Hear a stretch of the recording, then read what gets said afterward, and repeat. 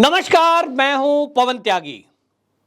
महाराष्ट्र में जिस तरह से महाविकास आघाड़ी सरकार अभी हटी और उसके बाद से एकनाथ शिंदे मुख्यमंत्री बन गए, इस मुख्यमंत्री बनने से महाविकास आघाड़ी के जो नेता हैं बौखलाए हुए हैं।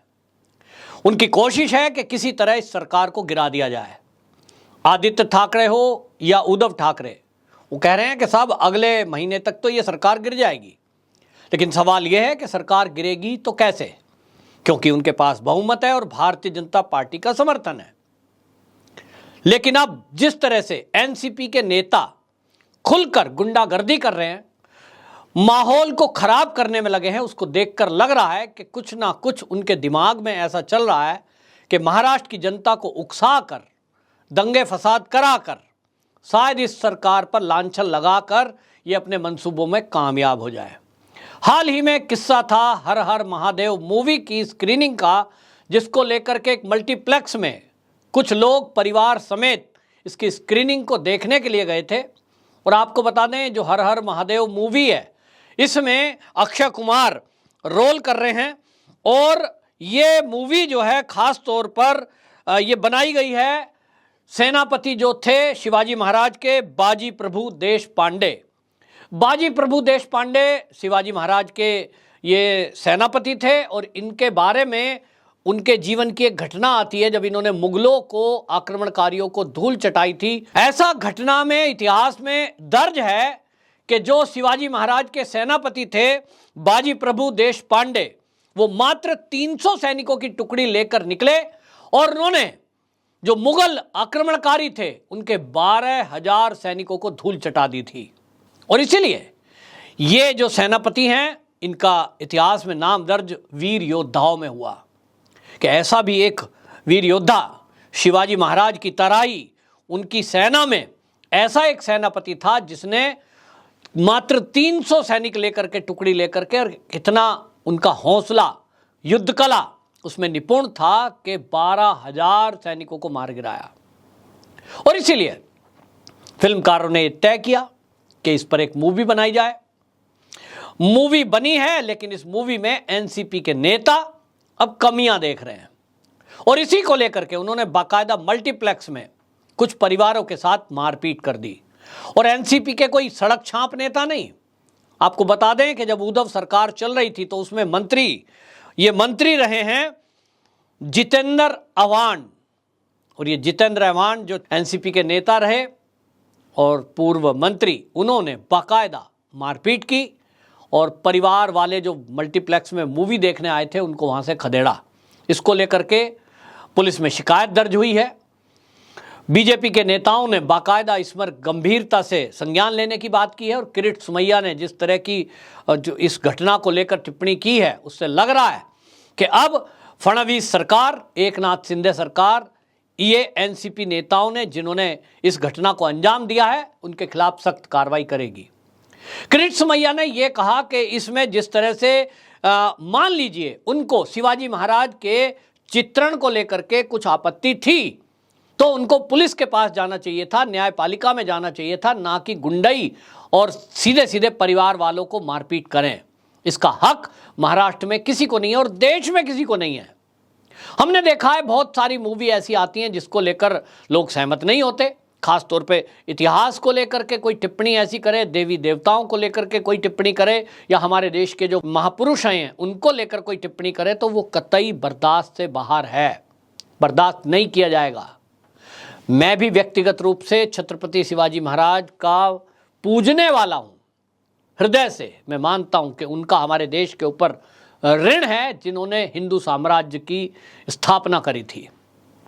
किसी को अधिकार नहीं है कि वो उनके जीवन के चित्रण में जरा भी कोई ऐसी छेड़खानी करे जिससे किसी के, मेरे स्वाभिमान को चोट पहुंचे। लेकिन जिस तरह के एनसीपी के नेता इस फिल्म के अंदर कमियां बता रहे हैं, उससे मुझे हंसी भी आ रही है। ये क्या कमी बता रहे हैं? पत्रकारों ने जब पूछा कि साहब आपने, ये जितेंद्र जो पूर्व मंत्री हैं एनसीपी के, इनसे जब पत्रकारों ने पूछा कि भाई आपने फैमिली वालों के साथ मारपीट की, सिनेमा घर से, मल्टीप्लेक्स से लोगों को बाहर भगा दिया, मूवी नहीं चलेगी, ये गुंडागर्दी आखिरकार क्यों? तो वो क्या कह रहे हैं, कह रहे कि ये जो है मैंने इसलिए किया कि छत्रपति शिवाजी महाराज को चित्रण ठीक से नहीं किया। तो जब पत्रकार ने पूछा भाई क्या ऐसी कमी थी, बोलते हैं साहब अक्षय कुमार जो है ये लंबा है, छत्रपति शिवाजी महाराज छोटे थे, उनका कद छोटा था, आयु बराबर नहीं थी, अक्षय कुमार की आयु इतनी है, उनकी इतनी थी। फिर वो जो अफजल खान को वो मारते हैं और उसमें एक सीन दिखाया गया कि अफजल को मारा उन्होंने, तो हम भी जानते हैं, हम बचपन से पढ़ते आए हैं कि छत्रपति शिवाजी महाराज अफजल से जब मिलने के लिए गए थे तो अफजल के दिमाग में पहले से ही फितूर था और उसने एक दोहरा टेंट लगाया था, यानी दो दीवार एक के अंदर एक ऐसा दीवार लगाई थी और उसने बीच में सैनिकों को छिपा कर रखा था और उसके पास एक छुरा था छुपा कर रखा हुआ, जिसमें उसके दिमाग में योजना थी कि जब छत्रपति शिवाजी महाराज उससे मिलने आएंगे तो गले लगाने के बहाने वो पीठ में छुरा घोंप देगा। छत्रपति शिवाजी महाराज अपनी योजनाओं के लिए माने जाते थे और उन्होंने इसीलिए पहले से ये तैयारी कर ली, क्योंकि दोनों के लिए मिलने के लिए जो स्थान तय हुआ था वो पहाड़ी पर था और ये तय हुआ था कि दोनों में से कोई भी किसी हथियार को नहीं लाएगा। जहां एक तरफ अजमल खान ने अपने वो सैनिक छुपा के रखे थे और छुरा छुपा कर रखा था, वहीं शिवाजी महाराज भी समझ रहे थे कि ये धूर्त हैं और ये धोखाधड़ी करने के लिए जाने जाते हैं, ये अपनी हरकतों से बाज नहीं आएंगे। और शिवाजी महाराज ने यह भी तय कर रखा था कि इसका अंत आज ही करना है। तो उन्होंने एक बग नखा पहन रखा था, बाघ के नखून जैसा एक अस्त्र होता है, उस समय शिवाजी महाराज उसको इस्तेमाल करते थे। हाथ में उंगलियों में पहने जाने वाला वो लोहे का बना हुआ एक नाखून जैसा था और उसको महाराज ने पहन के रखा और एक हाथ को ऐसे पीछे करके रखा। एक हाथ से वो मिलने के लिए आए तो सबको पता है कि साहब कुछ भी हाथ में नहीं है और इसलिए तलवार नहीं है, कोई छुरा नहीं है, क्योंकि तलवारों को बाहर रख दिया गया था।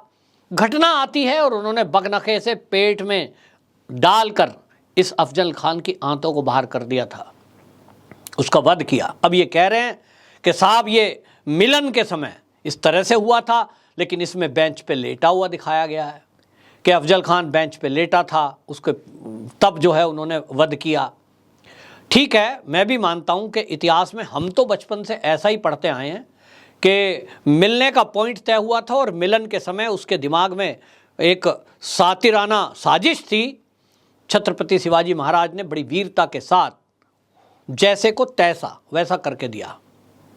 तो अगर चित्रण में कुछ गलती हुई है, उस दृश्यों को खत्म कराने के लिए आप न्यायपालिका में जाइए, कोर्ट में जाते, स्क्रीनिंग ही तो थी, पिक्चर को रिलीज होने पे बैन लगाया जा सकता था। लेकिन यदि आप पूर्व मंत्री होते हुए और मारपीट करेंगे, आम जनता को गाली गलौज करेंगे, माहौल खराब करने की कोशिश करेंगे, तो इसके पीछे की मंशा क्या है, ये बिल्कुल समझने की आवश्यकता। और इसलिए जो भाजपा नेता राम कदम हैं, चाहे वो किरीट सोमैया जी हैं, चाहे वो अब इस पर टिप्पणी देने वाले और लीडर हैं, सबने ये कहा है कि इसमें सख्त कार्रवाई होगी।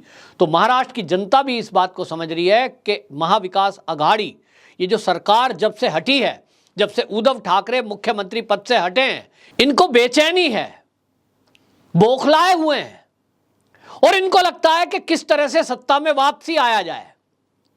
तो सत्ता में वापसी तो आ नहीं सकते, क्योंकि भारतीय जनता पार्टी के पास बहुत बड़ी संख्या में विधायक हैं और गठबंधन बड़ा मजबूत है।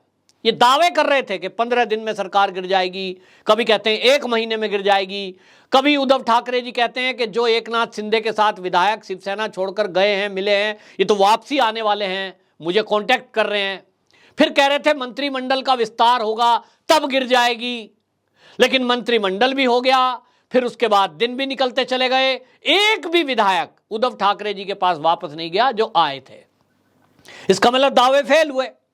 महाविकास आघाड़ी, ये जो गठबंधन है, अब ये बौखलाया क्यों है? फिर ये शिवसेना के नेता हो चाहे एनसीपी के हो, ये गुंडाई क्यों कर रहे हैं?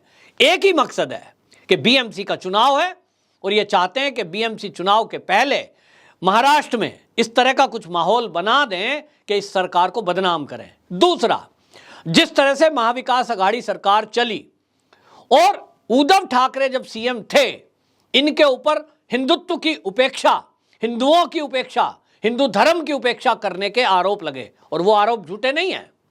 हमने देखा कि जितने भी हिंदुओं के धार्मिक उत्सव हुए उस पर उद्धव ठाकरे ने रोक लगाई। पालघर के साधुओं की हत्या को कोई भूल नहीं पाएगा। तो छत्रपति शिवाजी महाराज के आज ये हितैषी बनकर दिखा रहे हैं कि साहब सबसे ज्यादा चाहने वाले हम ही हैं। वैसा नहीं है। तो महाराष्ट्र की जनता भी समझ रही है कि जब आप सत्ता में थे तब आपको छत्रपति शिवाजी महाराज याद नहीं आए कि उनके नाम पर कुछ करते, वैसी कुछ योजनाएं चलाते, उनके नाम पर कुछ पुलों के नाम रखते। वैसा तब तो आपको याद नहीं आ रहा था, तब तो आपको टीपू सुल्तान याद आ रहा था। और आज जब सत्ता से अलग हो गए तो आपको छत्रपति शिवाजी महाराज का सहारा लेना पड़ रहा है। महाराष्ट्र की जनता सब देख रही है और इसीलिए इनके ऊपर अब कार्रवाई होगी। पुलिस में शिकायत हुई है। हालांकि वो जो दंपत्ति है जिनके साथ मारपीट हुई है वो ये कह रहे हैं कि उनको लोग दबाव बना रहे हैं कि आप शिकायत वापस मत लेना। लेकिन अब समय बदला हुआ है। एनसीपी के नेताओं को, शिवसेना के जो उद्धव ठाकरे गुट है, उनको अच्छे से जल्दी समझ में आ जाए कि अब उनकी सरकार नहीं है तो ये अच्छा है।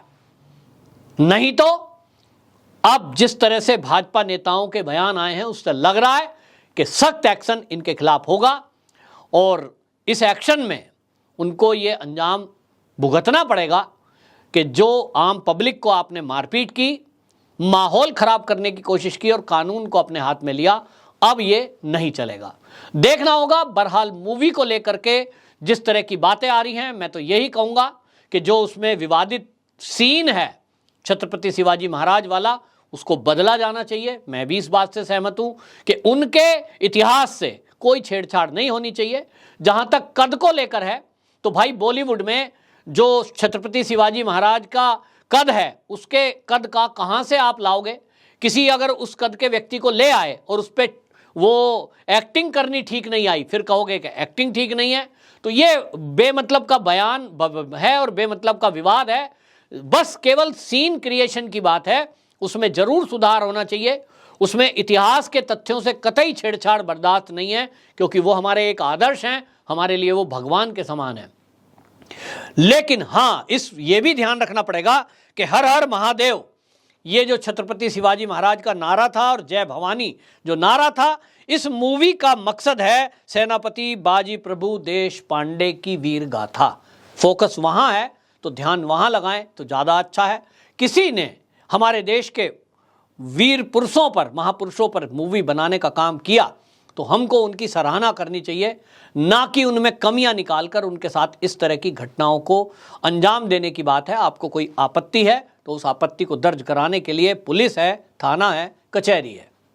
देखना होगा कि अब अगले आने वाले दिनों में ये जो एनसीपी के नेता ने गुंडई की है, इसके खिलाफ क्या कार्रवाई होती है। वंदे मातरम।